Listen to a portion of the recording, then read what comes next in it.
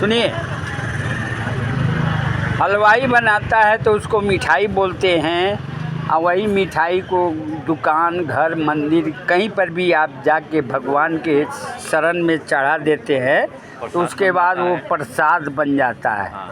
अब उसको लोग मिठाई नहीं बोलता है और भिखमंगा की तरह हाथ फैला के मांगता है प्रसाद। इसका अर्थ मैं बता रहा हूँ, सुनिए, 3 अक्षर का।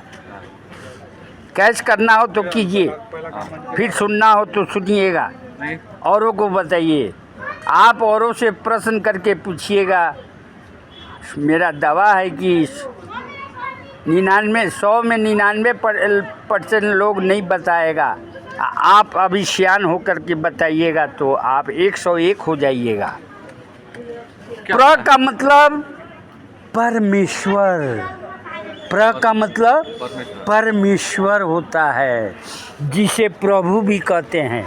प्र से आता है ना, मतलब। अब आगे सुनिए, शा का क्या अर्थ होता है, अंत में द का क्या अर्थ होता है। प्र का मतलब परमेश्वर होता है, जिसे प्रभु भी कहते हैं। शा का मतलब साक्षात होता है, जैसे मैं आपको साक्षात देख रहा हूँ, उसी तरह आप परमेश्वर को, प्रभु को साक्षात। अंत में द आता है, द का मतलब दर्शन होता है। कहीं से आपको बैठे बैठे प्रसाद मिलता है, 4 धाम का प्रसाद आपको बैठे बैठे मिलता है, दर्शन हो गया। तो परमेश्वर का साक्षात दर्शन होता है। इसलिए इसको भगवान को अर्पण करते ही लड्डू पेड़ा प्रसाद बन जाता है और भिखमंगे की तरह हाथ फैला के प्रसाद मांग के खाया जाता है। अब समझ में आई?